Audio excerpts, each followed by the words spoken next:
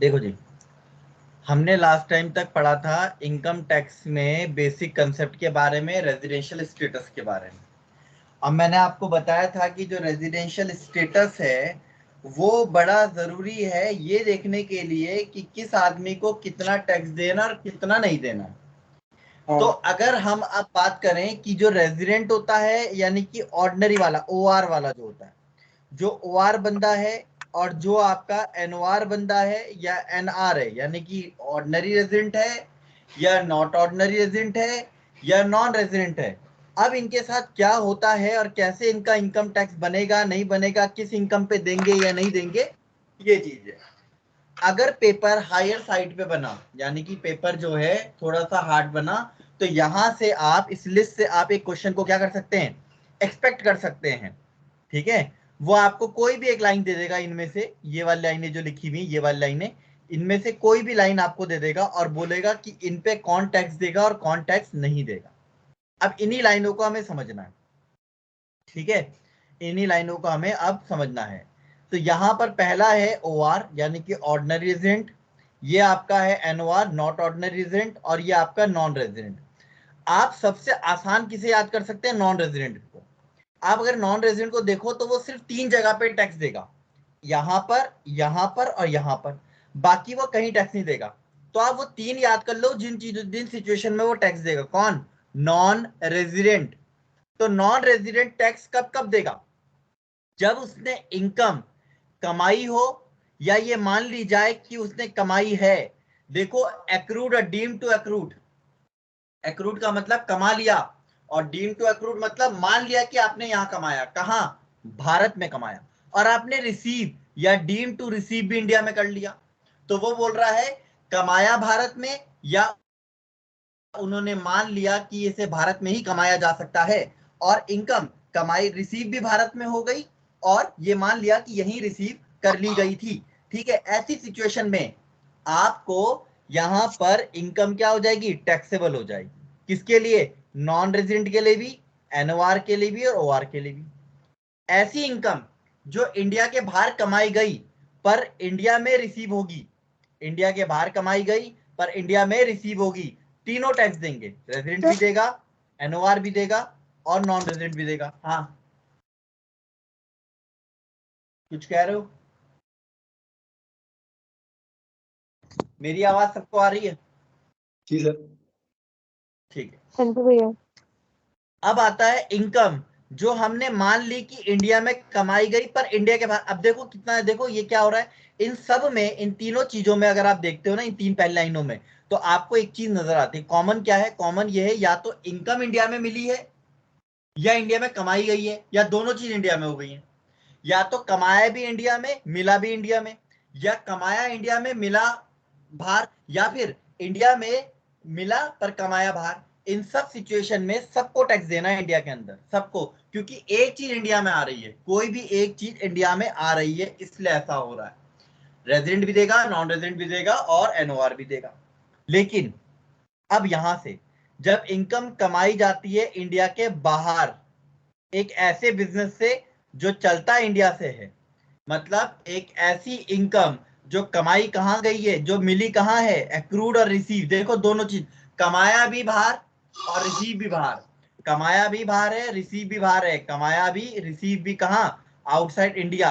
पर बिजनेस कहां से कंट्रोल हो रहा है, इंडिया से, इंडिया से बिजनेस कंट्रोल हो रहा है। ऐसे केस में टैक्सेबल सिर्फ 2 केसेस में रहेगी, ऑर्डिनरी और नॉट ऑर्डिनरी में। नॉन रेजिडेंट इस पे टैक्स नहीं देगा।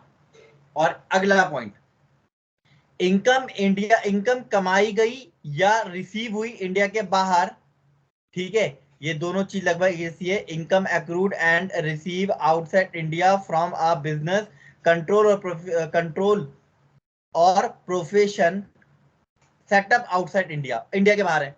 पर फर्क क्या है, ये इंडिया के अंदर सेटअप था, ये इंडिया के बाहर सेटअप है।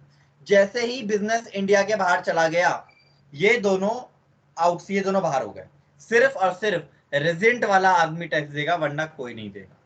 और इंडिया में आपने प्रीवियस ईयर में, पिछले साल इंडिया में, इंडिया के बाहर इनकम कमाई थी और इंडिया के बाहर रिसीव की थी, लेकिन आज आप उसे इंडिया के अंदर ले आए, आप उसे इंडिया के अंदर ले आए 2022 हमारा 21-22 पिछला साल है, 21-22 में कमाया, 22-23 में आप इंडिया में ले आए, तो टैक्सेबल कहाँ हो गई? इसके लिए टैक्सेबल हो गई, बाकी किसी के लिए टैक्सेबल नहीं है। तो अगर आप एक चीज देखोगे यहां पर, तो आपको एक चीज नजर आएगी कि जो रेजिडेंट बंदा है, जो भारत का ऑर्डिनरी रेजिडेंट है, उसको तो बहुत सारी इनकम पे टैक्स देना पड़ रहा है, उसे उस इनकम पे भी टैक्स देना पड़ रहा है, क्योंकि इंडिया का बंदा है ना, ये मान लिया इंडिया का बंदा है, ये हमेशा इंडिया में रहता है, हर वक्त इंडिया में रहता है, हर वक्त इंडिया में रहता है, तो इसकी हर इनकम पे टैक्स लेंगे हम, इसकी हर इनकम पे टैक्स लेंगे। पहला, जो कमाया भी इंडिया में, रिसीव भी इंडिया में हो, उस पर भी देगा। जो कमाया बाहर, रिसीव इंडिया में हुआ, उस पर भी देगा। जो रिसीव इंडिया के बाहर हुआ पर कमाया इंडिया में था, उस पर भी देगा। जो इंडिया के बाहर रिसीव हुआ या कमाया बाहर, बाहर ही कमाया बाहर ही रिसीव किया पर बिजनेस इंडिया में सेटअप था, उस पर भी देगा। या फिर आपने कमाया भी बाहर, ठीक है, और रिसीव भी आपने बाहर किया और सेटअप भी आपका बाहर ही था, तो इस पे भी देगा ये आदमी टैक्स। और आपने कमाया भी बाहर, रिसीव भी बाहर पिछले साल, लेकिन ले आप इस साल आप इंडिया में ले आए, उस पे भी ये आदमी टैक्स देगा। अब अगर आप इसको देखो एनओआर को, ये किस किस पे दे रहा है? आपने इंडिया के अंदर, इंडिया में कमाया, इंडिया में रिसीव किया, ये देगा। आपने इंडिया के बाहर कमाया पर रिसीव इंडिया में किया, देगा। आपने बाहर रिसीव किया पर कमाया इंडिया में, देगा। यहां पर आप देखो बिजनेस सेटअप इंडिया में है और कमाया बाहर है, रिसीव बाहर है, देगा। पर जब आपने बिजनेस भी बाहर कर दिया, कमाया भी बाहर, रिसीव भी बाहर, तो फिर ये आदमी क्या हो गया? आउटसाइड हो गया। ये आदमी अपने आप ही क्या आउटसाइड हो गया। तो अगर आप इस दोनों में फर्क देखो ना, किसमें, ऑर्डिनरी और नॉट ऑर्डिनरी में, तो एक फर्क नजर आएगा, इसका इंडिया से कोई रिश्ता होना चाहिए, कोई ना कोई रिश्ता। किसका? एनओआर का। एनओआर की इनकम का इंडिया से कोई रिश्ता होना चाहिए, या तो वो कमाई इंडिया में गई हो, रिसीव इंडिया में हो गई हो, या कमाई इंडिया में हो, रिसीव बाहर हुई हो, या रिसीव बाहर हुई हो, कमाई इंडिया में हो। ठीक है, समझ पा रहे हो? और एक केस में कमाया भी बाहर, रिसीव भी बाहर, लेकिन बिजनेस कहां से हुआ? इंडिया से, तो रिश्ता बन रहा है। अगर रिश्ता बन रहा है तो एनओआर उस पर टैक्स देगा, ठीक है। और अगर रिश्ता नहीं बन रहा है, देखो इंडिया के बाहर कमाया, इंडिया के बाहर रिसीव हुआ, बिजनेस भी बाहर है, इंडिया में क्या रिश्ता है? कोई रिश्ता नहीं है, इसलिए बाहर हो गया।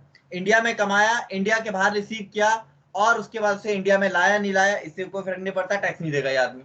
और लास्ट में देखो, ये इंडिया के बाहर कमाया, इंडिया के बाहर रिसीव हुआ पहले के सालों में, बहुत पहले के सालों में, और आज लाया जा रहा है इंडिया में, मतलब कमाया था 2001 में और लेके आ रहे हो 2022 में। पिछले साल मत लाना, बस पिछले साल की इनकम को मत लाना, पिछले साल की इनकम यहाँ आ जाएगी, यहाँ यहाँ आ जाएगी, ठीक है। ये कौन सी इनकम है? जो पिछले साल की नहीं है, उसके पहले के साल की इनकम है, और उससे आप इंडिया में ला रहे हो, तो कोई टैक्स नहीं देना, किसी को भी नहीं देना, ना रेजिडेंट वाले को देना है, ना एनओआर को देना है, और ना नॉन रेजिडेंट को देखना है।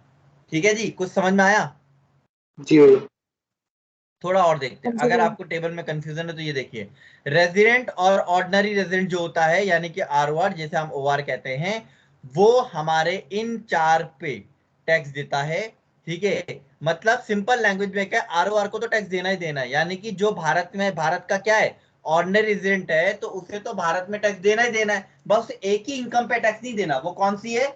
जो पिछले साल से पहले कमाई थी और लेके आ जाए हो। अगर आप पिछले साल कमा लोगे और लेके आ जाओगे तो टैक्सेबल हो जाएगी। इसलिए उसने क्या कहा? उसने कहा कि जो ओआर होता है ना, वो सिर्फ एक जगह टैक्स नहीं देता। कहाँ नहीं देता? आपने कमाया, रिसीव सब बाहर किया, पर कब किया? पिछले साल के पहले के साल में। प्रीवियस ईयर क्या है आपका इस वक्त? आपका इस वक्त प्रीवियस ईयर है 21-22। तो 21-22 के पहले के जितने भी साल हैं उनमें कमाओ, उनमें रिसीव करो, लेके आप अब आओ, तो टैक्सेबल नहीं है। बात समझ में आई? जी भैया। ठीक है, इसीलिए लिखा है प्रीसीडिंग द प्रीवियस ईयर, और इसमें नहीं लिखा है, इसमें क्या लिखा है? Previous year. तो अगर आपने पिछले साल कमा ली तो टैक्स तो मुझे इसी साल देना होता है, तो पिछले साल की इनकम पे इस साल टैक्स देना है। आप पिछले साल इनकम कमा के इस साल इंडिया में ले आए, टैक्स दो। कौन, किसको कह रहे हैं हम? रेजिडेंट आदमी को कह रहे हैं। पर हम एनओआर के बारे में ऐसा नहीं करते। एनओआर के केस में, यानी कि resident but not ordinary resident के केस में, हम सिर्फ 3 तरीके की इनकम पे टैक्स लगाते हैं जहां इंडिया में रिश्ता होना चाहिए। और नॉन रेजिडेंट के ऊपर हम तब लगाते हैं जब इंडिया में कमाया, इंडिया में रिसीव किया, या इंडिया में रिसीव किया या इंडिया में कमाया, ठीक है, इस तरीके की चीजों पे हम लगाते हैं। तो अगर मैं इसको एक संक्षिप्त रूप में कन्वर्ट करूं, तो अगर मैं इसको देखूं, किसको, इस वाले को, एनओआर को, तो इसका इंडिया में कोई रिश्ता होना चाहिए। या तो बिजनेस इंडिया में होना चाहिए, उसका कंट्रोल करने के लिए बिजनेस का सेटअप इंडिया में होना चाहिए, या फिर वो इंडिया में कमाया हो या इंडिया में रिसीव किया हो। ऐसी सिचुएशन में वो टैक्स देगा। नॉन रेजिडेंट कब देगा? नॉन रेजिडेंट तभी देगा जब या तो इंडिया में कमाया हो या इंडिया में रिसीव हुआ हो। इंडिया में कमाया हो या इंडिया में रिसीव हुआ हो तभी देगा वो टैक्स। कौन? Non resident. अब आप बोलोगे एनओआर भी तो वही कर रहा है। नहीं सर, एनओआर वो नहीं कर रहा है। जरा एनओआर का चौथा स्टेप देखो, यहाँ पे क्या लिखा है? Income accrued and receive outside India from a business control in a profession setup in India. India में बिजनेस सेटअप है, रिसीव और कमाया कहाँ है? इंडिया के बाहर। मैंने क्या कहा? एनआर के केस में क्या है? नॉन रेजिडेंट के केस में या तो कमाया इंडिया में हो या रिसीव इंडिया में होना चाहिए। अब जरा इस वाले पॉइंट को देखो, इस वाले पॉइंट को, यहाँ तो कमाया भी बाहर है, बिजनेस भी बाहर है, सॉरी कमाया भी बाहर है, रिसीव भी बाहर किया है, बस बिजनेस का सेटअप इंडिया में है। इस केस में ये आदमी टैक्स नहीं देगा। कौन? Non resident. तो नॉन रेजिडेंट कब टैक्स देता है? जब या तो कमाया इंडिया में हो या रिसीव इंडिया में किया हो, तभी बस। बिजनेस सेटअप इंडिया में था नहीं था उससे फर्क नहीं पड़ता इसको। अब जरा रेजिडेंट को देख, ओआर को, नॉन रेजिडेंट को देखो, नॉट ऑर्डिनरी रेजिडेंट को, एनओआर को देखो। इंडिया में कमाया या इंडिया के बाहर रिसीव किया, टैक्स देगा। हर सिचुएशन में देगा। लेकिन इंडिया के बाहर कमाया, इंडिया के बाहर रिसीव किया, क्या टैक्स देगा? सिर्फ एक कंडीशन में, अगर बिजनेस इंडिया में सेटअप है। तो अगर हम इसको इस तरीके से करें ना, तो यहां पे जाके मैं एक चीज लिखता हूं, देखो, यहां पे जाके लिख रहा हूं मैं, एन ओ आर का केस और एन आर का केस, दोनों में एक फर्क है। यहां क्या है?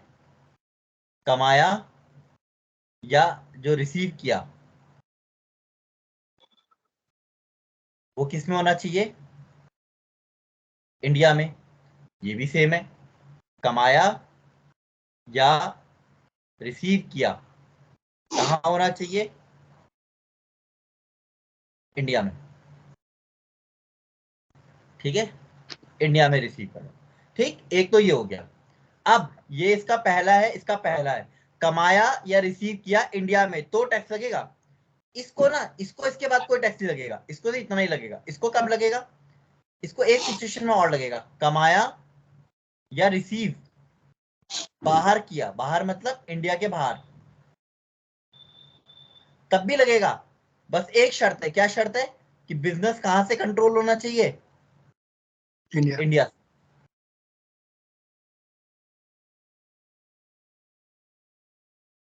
बस इसके केस में ऐसा नहीं है। क्यों? इसके केस में क्या है? कमाना और रिसीव करना इंडिया में होना चाहिए। कमाना और रिसीव जैसे ही बाहर हुआ, नॉन रेजिडेंट क्या हो गया? नॉन टैक्सेबल हो गया, उस पर टैक्स नहीं लगेगा। एनओआर के केस में एक ही जगह पे उसको एक्स्ट्रा टैक्स देना पड़ रहा है। कब? जब वो कमा भी बाहर रहा है, रिसीव भी बाहर कर रहा है, पर बिजनेस इंडिया में कंट्रोल हो रहा है। और जरा ओआर का देखें, ओआर वाले भाई साहब का, ये तो फंस गए। इनको तो कमाए कहीं भी, कमाया कहीं भी या रिसीव किया कहीं भी,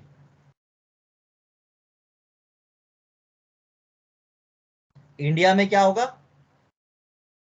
टैक्सेबल होगा, चाहे बिजनेस कहीं से भी कंट्रोल होता हो, चाहे बिजनेस कहीं से भी कंट्रोल हो, सर इंडिया डबल। के बाहर हो चाहे इंडिया के अंदर हो।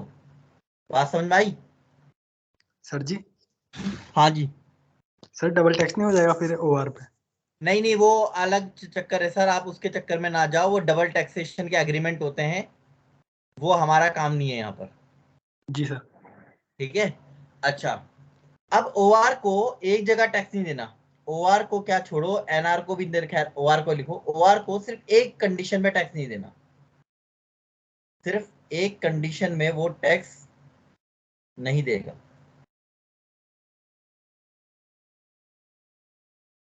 तो कंडीशन क्या है? कंडीशन ये है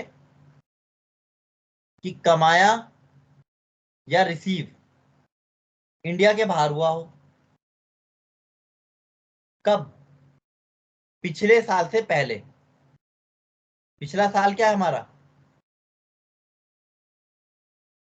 प्रीवियस 2021-22 उससे पहले, और इनकम इंडिया में लाई गई हो,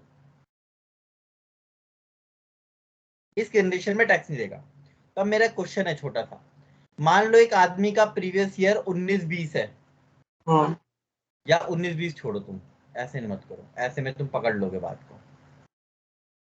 एक आदमी का असेसमेंट ईयर 2019-20 है, इस आदमी ने 18-19 में एक इनकम कमाई थी, और ये इनकम कमाई थी इसने इंग्लैंड में। अब ये इस इनकम को ले आया यहाँ इंडिया में, क्या ये टैक्सेबल होगी? नहीं सर। नो। ये टैक्सेबल होगी। किसने कहा टैक्सेबल नहीं होगी? आप असेसमेंट ईयर कौन सा चल रहा है आपका? 19-20। हाँ जी इसका प्रीवियस ईयर क्या है? भैया 18-19। 18-19, तो प्रीवियस ईयर में कमाई है ना उसने वो। जी जी अच्छा ठीक है, अब जरा इस कंडीशन को देखो, असेसमेंट ईयर है 18-19, ध्यान से देखना, और कमाया था 2016-17 में, यहां कमाया था, और यहां से अब इंडिया में ले आया, क्या ये टैक्सेबल होगी? अब नहीं होगी सर। अब एक काम करो, असेसमेंट ईयर क्या है? 2018-19। अब चेक करो प्रीवियस ईयर क्या है। प्रीवियस ईयर है 17-18, तो ये प्रीवियस ईयर से पहले कमाया था ना, जी जी। सर। तो ये Yes. नॉन टैक्सेबल हो गई। अच्छा समझ गए? जी भैया। सर। ये किसकी बात चल रही है? ओआर की बात चल रही है, ठीक है। एनओआर को तो देना ही नहीं है इसके ऊपर टैक्स। एनओआर को कब देना है? जब कमाया इंडिया में, रिसीव इंडिया में किया, या फिर इंडिया के बाहर कमाया पर बिजनेस इंडिया में कंट्रोल होता हो, तब देना है, वरना उसे कहीं नहीं देना। ठीक है, जी सर। जरा एक काम करते हैं, एक चीज पूछते हैं आपसे। देखो, कमाया इंग्लैंड में, रिसीव किया इंडिया में, कौन कौन टैक्स देगा? क्या एनआर टैक्स देगा, जी आरओआर सर। देगा, या ओआर देगा? तीनों देंगे सर। तीनों देंगे, बिल्कुल तीनों टैक्स देंगे, क्योंकि इनमें से एक चीज इंडिया में आ गई। इंडिया अब में आ देखते गया। हैं, हाँ जी कमाया इंडिया में, रिसीव किया इंडिया में, कौन कौन टैक्स देगा? भैया सब सब देंगे। देंगे, राइट। एनआर भी देगा, ओआर भी देगा, और एनओआर भी देगा। चलो ठीक है, अब कमाया इंडिया में, रिसीव किया ऑस्ट्रेलिया में, कौन कौन देगा? एनआर भी देगा, ओआर भी देगा, एनओआर भी देगा, राइट, सब देंगे ना? जी एक सर। चीज है ना इंडिया हाँ में। जी भैया। ठीक है ठीक है, चलो अब देखते हैं। कमाया इंग्लैंड में, रिसीव किया ऑस्ट्रेलिया में, और बिजनेस कंट्रोल होता है इंडिया से, कौन कौन देगा टैक्स अब इस कंडीशन में? एनआरआई को छोड़ के। हाँ, एनआर को छोड़ के ओआर भी OR देगा और और NOR। एनओआर भी। ठीक है, एक और कंडीशन, अब समझ में आ रही बात? जी सर। हाँ कमाया इंग्लैंड में, रिसीव हुआ ऑस्ट्रेलिया में, और बिजनेस का कंट्रोल भी कहाँ है? कंट्रोल है यूएसए में, कौन कौन देगा इस पे टैक्स? ऑर्डिनरी देगा सर। OR सिर्फ ओआर देगा, अब एनओआर उसके ऊपर टैक्स नहीं देगा। ठीक है, बात समझ में आ गई? जी सर। अच्छा, कमाया 2016-17 में, रिसीव किया 2018-19 में, और असेसमेंट ईयर है 2019-20। ठीक है, एक बार उसको पढ़ लो लास्ट लाइन को, ताकि तुम लोग इसको दिमाग में रख सको। लास्ट में जा रहा हूं मैं वापस टेबल के, और इस लाइन की बात कर रहा हूं, एक्रूड और इन रिसीव, एक्रूड एंड रिसीव, और लिखा है एंड लिखा है? And sir. एंड का मतलब क्या होता है? दोनों सर। दोनों एक ही उसमें होने चाहिए। अभी तक आप यहाँ देखो, यहाँ क्या वर्ड यूज कर रहा था? और। और का मतलब क्या होता है? कोई एक चीज, है ना? जी सर। और यहाँ क्या कह रहा है? यहाँ कह रहा है एंड। दोनों इंडिया में हो रहे हैं क्या? ये दोनों एक साल में हो रहे हैं क्या? नहीं सर। नहीं हो रहे। तो कौन कौन टैक्स देगा? कोई भी नहीं देगा फिर तो, कोई नहीं क्योंकि देगा। दोनों एक साल में होने चाहिए ना। जी सर। ठीक है, कोई टैक्स नहीं देगा। ठीक है, भैया नहीं पिछले देगा क्योंकि नहीं हाँ लगेगा, मुझे पता था। आप प्रीवियस ईयर बोलोगे कि 18-19 आ रहा है, 18-19 प्रीवियस आ रहा है, लेकिन कमा कब लिया था? 16-17 में। तो 17 में ठीक है, भैया हम कमाई और रिसीव दोनों प्रीवियस ईयर में होनी चाहिए, तब जाके टैक्सेबल होगा, वरना नहीं होगा। अच्छा ठीक है, हाँ जी जी सर। ठीक है भैया। तो यहाँ पर आपको मेरे ख्याल से अब ये समझ में आ गया होगा, ये सारा पूरा जी भैया। टेबल। अब दिक्कत तो नहीं आएगी इसमें? नहीं। चलिए फिर अगला टॉपिक है एग्रीकल्चरल इनकम। एग्रीकल्चरल इनकम एक ऐसी इनकम है जिसपे टैक्स नहीं है, बिल्कुल टैक्स नहीं है इसके ऊपर, ये टैक्स एग्जेम्प्ट फ्रॉम टैक्स है। इंडिया एक कृषि प्रधान देश है, और एक कृषि प्रधान देश के अंदर कृषकों के ऊपर यानी कि किसानों के ऊपर टैक्स लगाना, वो भी उनके एग्रीकल्चर इनकम पे गलत बात मानी जाएगी। और कौन से सेक्शन में मना किया गया है? Section 10 subsection 1। देखिए कितनी प्रायोरिटी पे रखा गया कि सेक्शन 10 के सबसेक्शन 1 में जब उन्होंने रेजिडेंट बता दिया, जब उन्होंने इनकम बता दी, जब उन्होंने सब कुछ बता दिया और उन्होंने एग्जेम्प्टेड इनकम शुरू किया, तो सबसे पहला नंबर ही उन्होंने किसका लगाया? एग्रीकल्चरल इनकम का। उन्होंने कहा कि कोई भी एग्रीकल्चरल इनकम जिसे भारत में टैक्स पेयर कमाएगा वो एग्जेम्प्ट होगी। पर क्या लिखा है? In India. क्या आउटसाइड इंडिया अगर कमाई गई हो तो टैक्सेबल होगी? नहीं सर, मतलब होगी सर। बिल्कुल होगी सर। होगी होगी। सर। अगर इंडिया के बाहर से कमा के लाओगे टैक्सेबल हो जाएगी। तो जी sir. Agricultural income from Pakistan, agriculture income from Sri Lanka, agriculture income from Australia, या एग्रीकल्चर इनकम फ्रॉम मार्स, कहीं से भी कमा के लाओ टैक्सेबल होगी। बस इंडिया की एग्रीकल्चर इनकम क्या होगी? एग्जेम्प्ट होगी। जी भैया। लेकिन एग्रीकल्चर इनकम क्या होती है? तो उसके लिए सेक्शन 2 सबसेक्शन 1 है। अब एक प्रॉब्लम है, क्वेश्चन ये आता है एग्रीकल्चर इनकम डिफाइन कहाँ है? एग्रीकल्चर इनकम डिफाइन यहाँ है, और एग्जेम्प्टेड कहाँ है? यहाँ। समझ गए? ये जी उसका सर। एग्जेम्पशन है, ये उसका क्या है? एग्जेम्पशन है। और उसकी डेफिनेशन कहाँ है? यहाँ। तो अगर वो डेफिनेशन पूछेगा, डिफाइन पूछेगा, तो क्या करोगे? ये वाला सेक्शन 2(1) है। और सेक्शन अगर वो बोलेगा एग्जेम्प्ट कहाँ है, तो क्या बोलोगे? 10(1). बात समझ में आई? जी सर। तो शब्द क्या है? डिफाइन कहाँ ही? डिफाइन इन 1 1 है 2(1)(a) और एग्जेम्प्टेड अंडर 10 1 10(1). ठीक है, 10(1). Exempted under section 10 subsection 1। अब एग्रीकल्चर इनकम होती क्या है, तो वो भी देख लेते हैं। वो कहता है कोई भी किराया या कोई भी इनकम जो आप किसी जमीन से प्राप्त करते हैं और वो जमीन इंडिया में है और उसे एग्रीकल्चर पर्पस के लिए रखा जाता है। तो आपने चावल का एक खेत था, उसे किराए पे दे दिया 1 दिन 2 दिन शादी के लिए। ठीक है, उस जमीन के ऊपर खेती बाड़ी होती थी, एग्रीकल्चर पर्पस था, आपने किराए पे दे दी भले ही, और उस किराए के ऊपर आपने क्या कर दिया? रेंट और रेवेन्यू चार्ज कर लिया। कोई दिक्कत नहीं है, ये इनकम क्या हो गई? एग्जेम्प्ट हो गई। ये इनकम एग्जेम्प्ट हो गई। तो आपको दिखेगा ज्यादातर शादी के जो फार्म हाउस वगैरह होते हैं वो कहाँ बनते हैं? फार्म हाउस क्यों बोलते हैं उसको? इसीलिए तो बोलते हैं, वो एग्रीकल्चर इनकम होती है। एग्रीकल्चर लैंड होता है, और एग्रीकल्चर लैंड के ऊपर तो रेंट और रेवेन्यू रिसीव करो, वो क्या हो जाएगा? एग्जेम्प्ट हो जाएगा। आई बात समझ में? जी सर। दूसरा, कोई भी इनकम आप डिराइव करते हैं ऐसी जमीन से जो एग्रीकल्चर ऑपरेशन से रिलेटेड है, ठीक है, जैसे उसमें प्रोसेसिंग हो रही है। तो आपने क्या किया? आप एक उसमें आपने क्या किया? आपके पास एक ट्रैक्टर था, आप ट्रैक्टर लेके गए और उन्होंने बोला कि इसकी कटाई कर दो गेहूं की। उस गेहूं की आपने कटाई कर दी और उससे आपको किराया मिल गया। ऐसी इनकम भी क्या हो जाएगी? टैक्सेबल नहीं रहेगी। या इस इनकम के, उस जमीन के ऊपर आप एग्रीकल्चर प्रोड्यूस को क्या कर रहे हो? प्रोसेस कर रहे हो। आपने आलू का एक फार्म हाउस खोला, एक आलू का खेत बनाया, उस सॉरी एक आलू का खेत लगाया, और उसी खेत के बगल में आपने एक जमीन के टुकड़े के ऊपर उसको पैकिंग करना शुरू कर दिया। यहाँ पे जो इनकम राइज होगी आपकी उस आलू को बेचकर, कोई उसके ऊपर टैक्स नहीं होगा। ठीक है, जी सर।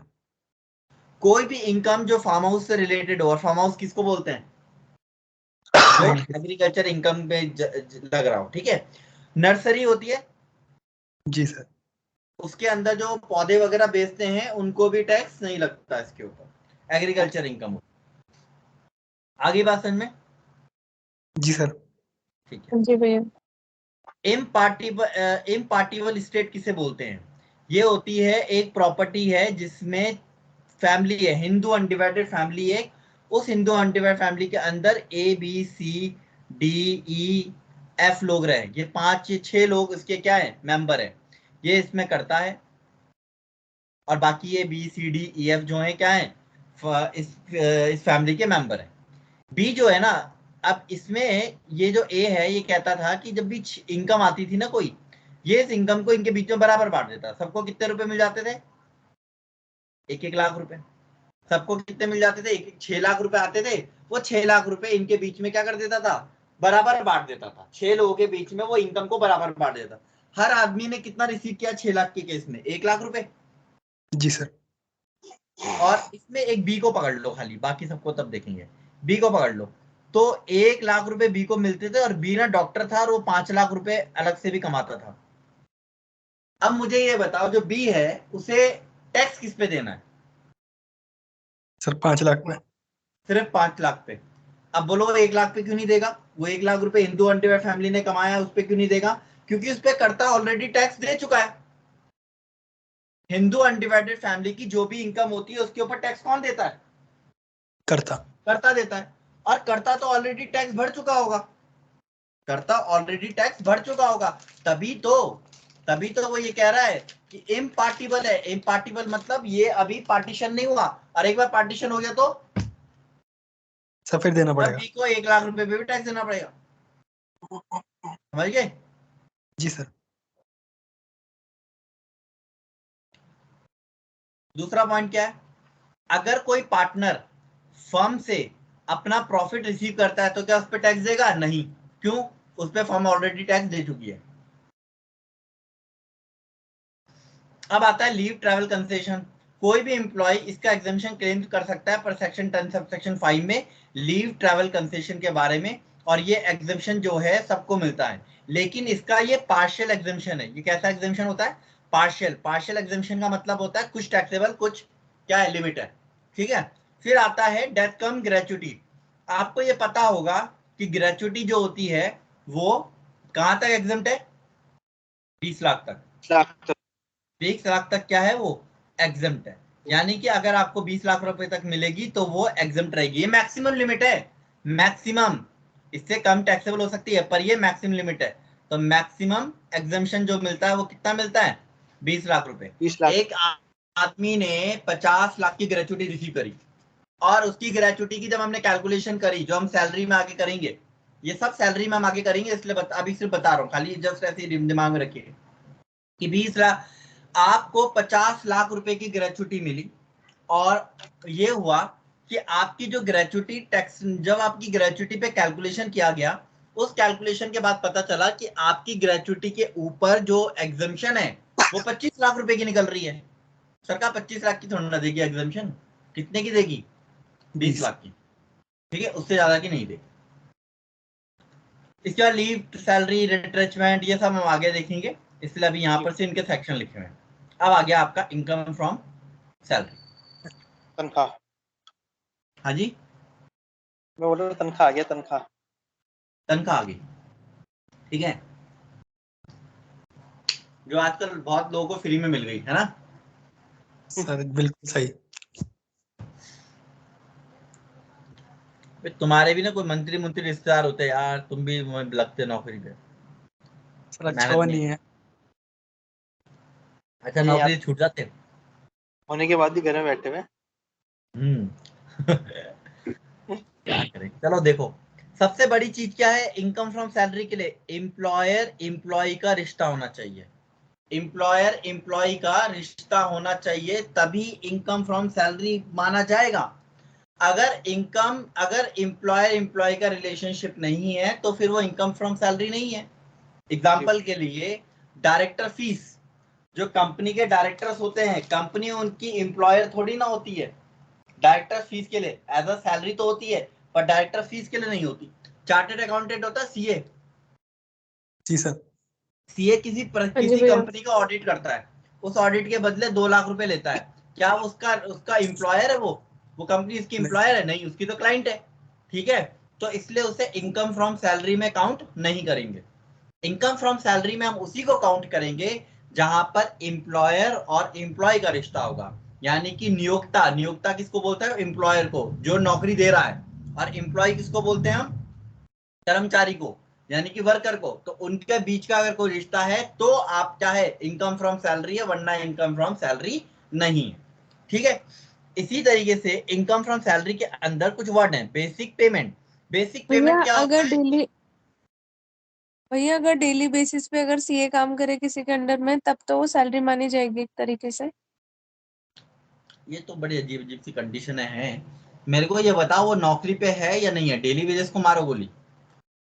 हाँ मतलब वो मतलब है, वो डेली जा रहा है जॉब के लिए। तो वो तो जॉब पे जा रहा है, जॉब आप खुद ही बोल रहे हो नौकरी है, हाँ मतलब फिर वो सैलरी माना जाएगा ना, इनकम फ्रॉम फिर तो सैलरी। सैलरी माना जाएगा। ठीक है ठीक है, हो गया क्लियर। बेसिक पे का मतलब होता है एक ऐसा पेमेंट जो एम्प्लॉयर एम्प्लॉय को करता है एज अ सैलरी, और ये हमेशा टैक्सेबल होगी। और ये किसके लिए होती है? बेसिक नीड्स के लिए। ये बेसिक नीड्स के लिए होती है। फिर एक पे स्केल आता है। पे स्केल क्या है? पे स्केल को थोड़ा समझना पड़ता है। सिस्टम ऑफ पेमेंट है जहाँ पे इंक्रीमेंट होता है। ठीक है, इंक्रीमेंट हमें पहले से पता होता है एम्प्लॉय का कितना होगा। जैसे कुछ पे स्केल ऐसे बने रहते हैं, पहले हुआ करते थे, अब तो पे स्केल उतने होते नहीं है। ठीक है, फिर भी थोड़े बहुत तो दिखते ही हैं। जैसे इस तरीके से लिखे होते थे कि 27। आपकी सैलरी 8,000 रुपए, फिर ऐसे लिखा होगा 800 रुपए, जाते जाते ये 12,000 पहुंचेगी, उसके बाद 1,000 रुपए, और ये जाते जाते 16 जाएगी, और उसके बाद 2,000 रुपए बढ़नी शुरू होगी, जो फाइनली 24,000 रुपए तक जाएगी। इसका क्या मतलब है? इसका मतलब यह है कि 8,000 रुपए पे नौकरी पे रखा जाएगा, 8,000 की नौकरी पे रखा जाएगा। मान लेते हैं कि एक आदमी को 19-20 में नौकरी पे रखा गया 8,000 रुपए की, तो होगा क्या? 20-21 में उसकी सैलरी कितनी हो जाएगी? 8,800। फिर 21-22 में उसकी तनख्वाह कितनी हो जाएगी? 9,600। ये 800 रुपए क्या करता जाएगा? इसके ऊपर प्लस होता जाएगा। कब तक? जब तक ये नहीं आ जाता। तो 22-23 में उसकी तनख्वाह कितनी हो जाएगी? 10,400। 23-24 में उसकी तनख्वाह कितनी हो जाएगी? कोई बताएगा? 11,200। और जैसे ही 24-25 में उसकी तनख्वाह 12,000 होगी, अब कितना बढ़ना शुरू हो जाएगा? अब 1,000 रुपए बढ़ना शुरू हो जाएगा। यानी कि जब 25-26 आएगा, उसकी तनख्वाह कितनी हो जाएगी? 13,000 रुपए। 13,000। 26-27 में उसकी तनख्वाह 14 हो जाएगी। कब तक 14,000। चलेगी? जब तक 16 नहीं आ जाता। जैसे ही 16 आ जाएगा, कितना बढ़ना शुरू कर देगा? 2,000 रुपए बढ़ना शुरू। 2,000। ठीक है, कोई दिक्कत यहाँ पे? नहीं सर। अब आता है डीएनएस पे। डीएनएस पे होता है कॉस्ट ऑफ लिविंग के लिए, इसे महंगाई भत्ता कहते हैं हिंदी में। ठीक है, इसे महंगाई भत्ता कहते हैं। ये क्यों आता है? इन्फ्लेशन या महंगाई के कारण। इन्फ्लेशन या महंगाई के कारण हमको क्या होता है? एम्प्लॉयर एम्प्लॉय को क्या करता है? पेमेंट करता है। उस पेमेंट को हम क्या बोलते हैं? डीए बोलते हैं। तो ये हर 6 महीने में बढ़ाता है। कौन? एम्प्लॉयर। अगर आप सरकारी में, प्राइवेट वाले नहीं बढ़ाते उसको। फिर आता है बोनस। बोनस क्या होता है? बोनस ये होता है कि जो एम्प्लॉयर एम्प्लॉय को देता है उसकी परफॉर्मेंस को चेक करके, कि हाँ भाई इसने क्या बोलते हैं उसको, सही काम किया या नहीं किया। इसमें ये फुल्ली टैक्सेबल है, ये भी फुल्ली टैक्सेबल है, सब पे टैक्स लगता है। टैक्स किसमें नहीं लगता? अलाउंसेस में। उन अलाउंसेस में हर बार नहीं है कि नहीं लगेगा, कुछ अलाउंसेस पे लगेगा, कुछ अलाउंसेस पे नहीं लगेगा। ठीक है, और कुछ अलाउंसेस पे कुछ लिमिट तक लगेगा। मतलब 3 तरीके के अलाउंस हो गए। एक फुल्ली टैक्सेबल, जिनमें पूरा लगेगा। एक पार्शियली टैक्सेबल, यानी कि किसी पे कुछ पे लगेगा, कुछ पे नहीं लगेगा। पार्शियली टैक्सेबल को आप ऐसे भी कह सकते हो, पार्शियली एग्जम्प्टेड। जी सर। नहीं बोल सकते? बोल अच्छा। सकते। और एक होता है क्या होता है? जो फुल्ली एग्जम्प्ट होता है। आपको सबसे ज्यादा जो लिस्ट मिलेगी वो इनकी मिलेगी। ठीक है, चलो देखते हैं। पहला मिलेगा HRA, हाउस रेंट अलाउंस। बहुत बार इसका सेक्शन भी पूछ लिया जाता है कई जगह पर आपके उसमें नहीं पूछते, न्यूमेरिकल का चांस कम होता है। ठीक है, एम्प्लॉयर एम्प्लॉय को क्यों देता है? ताकि वो रह सके। कहाँ रह सके? तुम यहाँ नौकरी करते हो, तुम यहाँ रहते हो, और तुम्हारी नौकरी लग जाती है, जैसे असिस्टेंट अकाउंटेंट तुम बन गए, और तुम्हें नौकरी पे बुला लिया गया नैनीताल। ठीक है, नैनीताल आ जाओ। अब नैनीताल तो आप चले गए, पर कंपनी जो जो डिपार्टमेंट था उस डिपार्टमेंट ने कहा हमारे पास तो घर ही नहीं है, हमारे पास क्वार्टर नहीं है, आपको किराए, अब आपका घर तो यहाँ है ना, आप वहाँ घर खरीदोगे नया? नहीं, जाहिर सी बात है महंगा है। तो आप क्या करोगे? किराए पे एक घर लोगे, ठीक है, आप किराए पे एक घर लोगे। अब आपका एम्प्लॉयर आपको क्या करेगा? पेमेंट करेगा, किसकी? HRA की। बात समझ में आई? जी सर। कई लोग बोलते हैं नहीं हमें तो क्वार्टर भी, हमें तो हमारे घर पे, हम तो अपने घर पे रहते तब भी देते हैं HRA। भाई जाहिर सी बात है, अगर तुम देहरादून में लग जाओगे तो तुमने फ्लैट, अगर तुमने देहरादून में रह गए और तुमने क्वार्टर नहीं लिया तो वो तुमको HRA देंगे, हाउस रेंट अलाउंस दे देंगे। अगर उन्होंने तुमको हाउस रेंट अलाउंस दिया तो क्या बोलते हैं उसे, टैक्सेबल होगा या नहीं जी होगा? भैया होगा। तब वो फुली टैक्सेबल होगा। अगर आप अपने घर में खुद रहोगे, मैंने कहीं लिखा होगा इस लाइन को, नहीं लिखा है तो मैं लिख देता हूं। अगर आप, इफ एम्प्लॉय कौन है? जो वर्कर है, lives in his own house, वो अपने घर में, खुद अपने ही घर में रहता है, एंड ऑल्सो रिसीव HRA, उसको HRA भी मिलता है, देन ये पूरा HRA क्या होता है? Fully taxable. टैक्सेबल। इसमें एग्जम्पशन नहीं निकलती फिर। तो एग्जम्पशन किस में निकलती है भाई? एग्जम्पशन निकलती है जब आप अपने घर में ना रहो और आपको HRA मिले, आप अपने घर में मत रहो और आपको HRA मिले, तब आपको एग्जम्पशन मिलेगी। और वो एग्जम्पशन क्या है? इन तीनों में से जो छोटा होगा। कौन तीन? ये रहे वो तीन। पहला, जितना अलाउंस आपको मिला, यानी कि जितना आपको HRA मिला। दूसरा, जितना आपने किराया दिया होगा, excess of, in excess of rent paid, in excess का मतलब क्या होता है कि आप रेंट पेड में से माइनस कर दो क्या? 10% 10% ऑफ सैलरी। सैलरी, जो आएगा वो। या फिर 50% सैलरी का या 40% सैलरी का, डिपेंड करता है आप रहते कहाँ है। 50% कहाँ लगता है? 50% की कंडीशन लगती है, अपने 4 महानगर गिन लो। एक का नाम है दिल्ली, एक का नाम है मुंबई। मुंबई, चेन्नई। चेन्नई। चेन्नई, ठीक है, वो जरा मैं बंगाली मुझे ज्यादा पसंद है इसलिए मैं वहां चला गया था। चेन्नई, ठीक है, चलो 4 हो जी। गए। बाकी जगह पे कितना लगेगा? 40%। 40। यानी कि हमारे यहाँ कितना लगता है देहरादून में? 40। 40%। और इन तीनों में से जो छोटा होगा वो क्या हो जाएगा? एग्जम्प्ट हो जाएगा, टैक्सेबल नहीं होगा, वो एग्जम्प्ट होगा। यानी कि अब एक्चुअल वाले में से वो माइनस होगा, तो टैक्सेबल कैसे निकालते हैं? टैक्सेबल निकालने का तरीका ये होता है, जितना एक्चुअल मिला उसमें से जो एग्जम्प्ट हुआ वो माइनस कर दो, ठीक है। जी सर। अब सैलरी भी तो प्रॉब्लम है। सैलरी का क्या मतलब होता है यहाँ पर? इनकम टैक्स में जब आप इनकम फ्रॉम एम्प्लॉयमेंट पढ़ रहे होते हो तो आपको जहां जहां वो सैलरी वर्ड यूज करता है ना, किसके लिए? अलाउंसेस के लिए। जहां पर वो अलाउंसेस की कैलकुलेशन करवाता है, कैसी कैलकुलेशन? कि भैया कितना एग्जम्प्ट है, कितना टैक्सेबल है। अगर वो ऐसी एग्जम्पशन, ऐसी क्या करवा रहा है आपसे, कैलकुलेशन करवा रहा है, तो एक बात का यकीन मानिए, वहां पर सैलरी की डेफिनेशन बार बार अलग हो जाती है, कई जगह पे अलग होती है। जैसे यहाँ पर सैलरी की डेफिनेशन क्या होगी? Basic plus DNS pay plus DNS allowance. DNS allowance कब होता है? जब सर वो सैल इन टर्म्स ऑफ एम्प्लॉयमेंट हो। और इन टर्म्स ऑफ एम्प्लॉयमेंट को हम दूसरी भाषा में क्या कहते हैं?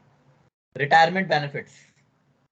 और यहाँ पर एक कमीशन लेते हैं, पर कमीशन कौन सी होनी चाहिए? फिक्स परसेंटेज पर। किसका फिक्स परसेंटेज? Of turnover.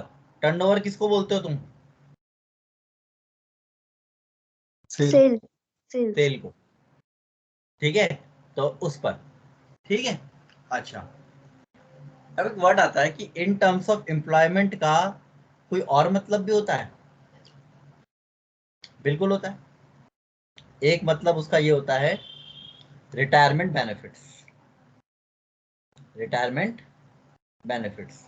तो अगर आपका डीए, रिटायरमेंट बेनिफिट्स के लिए काउंट हो रहा है।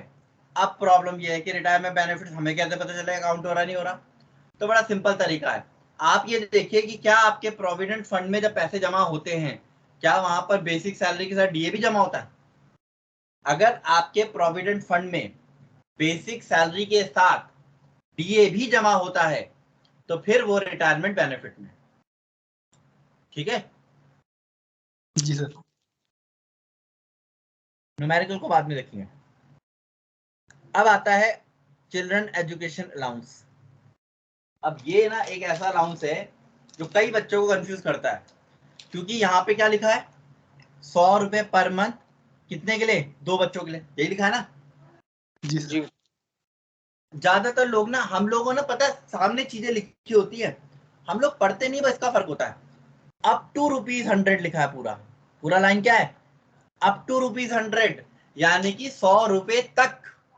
तो एग्जाम्पल ये है कि मिस्टर ए के 2 बच्चे थे, एक उनका चाइल्ड 1, एक उनका चाइल्ड 2, और मिस्टर ए को 90 रुपए पर चाइल्ड मिलता था, 90 रुपए पर चाइल्ड मिलता था। तो एग्जेम्प्ट कितना होगा? पूरा हो जाएगा। पूरा हो जाएगा, 90 रुपए पूरा एग्जेम्प्ट हो जाएगा। चलिए मान लीजिए दूसरा केस कि मिस्टर ए को 110 रुपए मिलते थे पर चाइल्ड, तो एग्जेम्प्ट कितना होगा?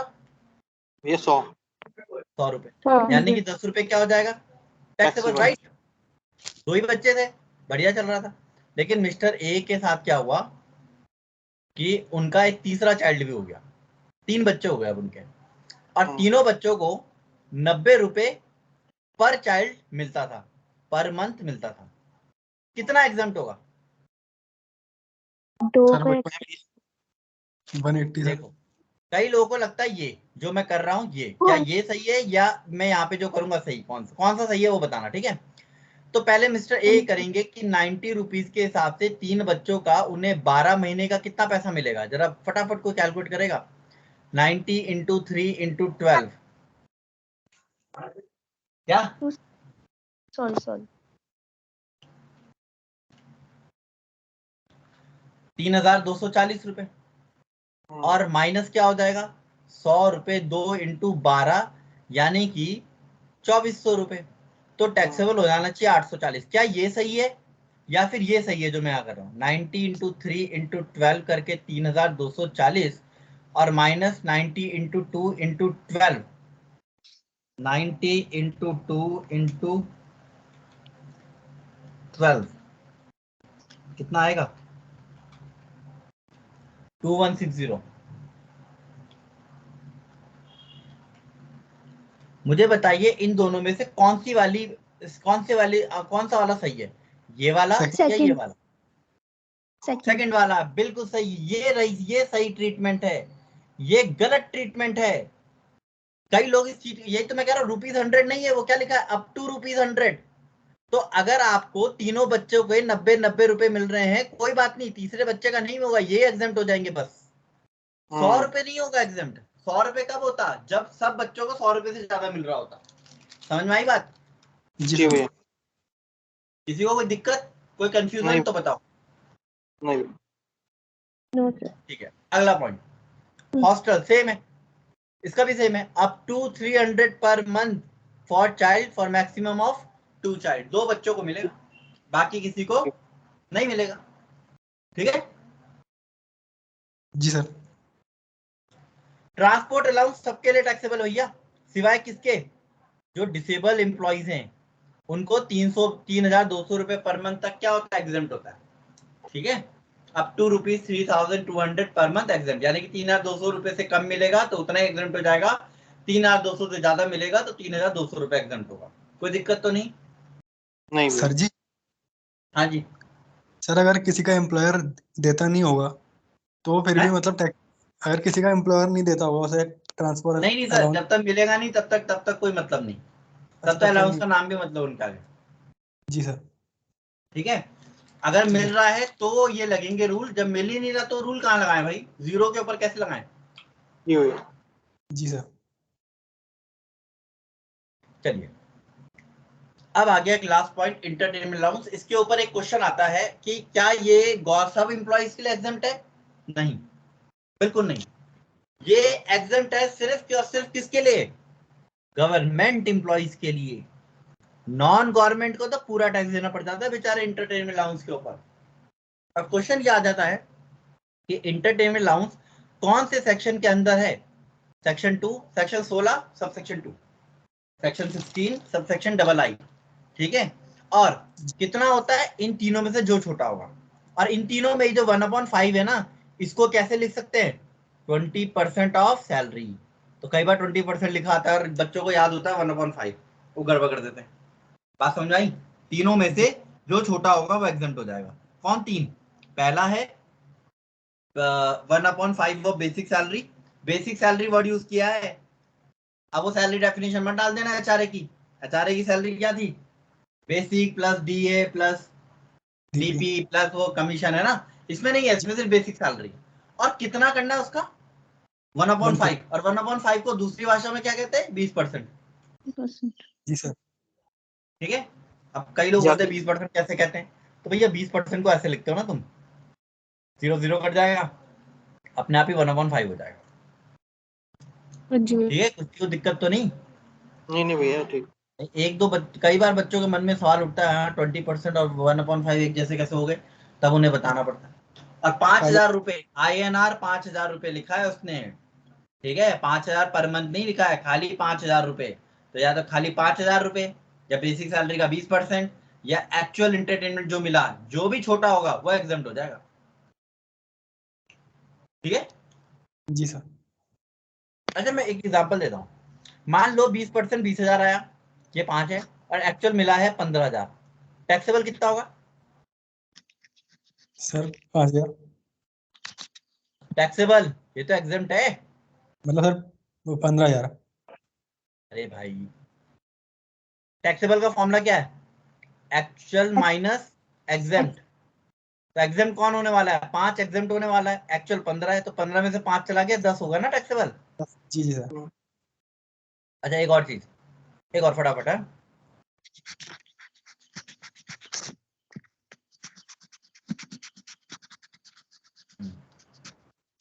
यहाँ पर है 20% आ रहा है 10,000 रुपए, INR आ रहा है 5,000 रुपए, और एक्चुअल मिला 2,000 रुपए। तो टैक्सेबल कितना होगा? 2,000। टैक्सेबल का होगा, वो एग्जम्प्ट है, 5,000। जी ये सर। एग्जम्प्ट हो एग्जाम। जाएगा। और टैक्सेबल का फॉर्मूला क्या है? Actual minus exempt. तो एक्चुअल कितना मिला? 2, एग्जम्प्ट कितना हो गया? 2, टैक्सेबल कितना हुआ? 0। क्या कर रहे हो? अच्छा, ये तीन चीजें सिर्फ क्या है, ये तीन चीजें जब लिखोगे उसमें सिर्फ एग्जम्प्ट ढूंढोगे, फिर आप टैक्सेबल का फॉर्मूला लगाओगे। टैक्सेबल का फॉर्मूला मैंने ऊपर लिखवा दिया तुम्हें, एक्चुअल माइनस एग्जम्प्ट। तो पहले अपना एग्जम्पशन ढूंढो, फिर अपना एक्चुअल ढूंढो, और फिर उनके बीच का डिफरेंस निकालो। एक क्वेश्चन और करके बताओ जरा। यहाँ पर तुम्हारा 20% आ रहा है 20,000 रुपए, ये आ रहा है 5,000 रुपए, और एक्चुअल आ रहा है 8,000 रुपए। बताओ टैक्सेबल कितना है? 3। जी सर। सबका 3 आया, किसी का कुछ और आया? नहीं बेहतरीन है। पहले बताओ इसमें वो कितना है, एग्जम्प्ट कितना होगा? एग्जम्प्ट जो 5। इन तीनों में छोटा होगा। इन तीनों में छोटा कौन है? 5। 5। तो रिसीव माइनस एग्जम्प्ट। अब रिसीव कितना होगा? रिसीव हुआ 8, 8। तो रिसीव हुआ है, और उसमें से एग्जम्प्ट कितना हो गया? 5। तो टैक्सेबल कितना हो गया? 3। 3,000। ठीक है, बात समझ में आ गई सबको? जी भैया। हाँ जी भैया। किसी कोई दिक्कत यहाँ तक? नहीं सर। नहीं भैया। तो आज का काम यहीं तक, मैं धीरे चल रहा हूँ अब। ठीक है, जी सर। क्योंकि पेपर जनवरी फरवरी में होना है, तो मैं धीरे चल रहा हूँ आराम से। अब मुझे सिर्फ समझा के चलना है। ठीक है, पहले मुझे लग रहा था पेपर जल्दी हो जाएगा, इससे मैं थोड़ा तेज था। अब जिसका जो यूनिट जिसको समझ में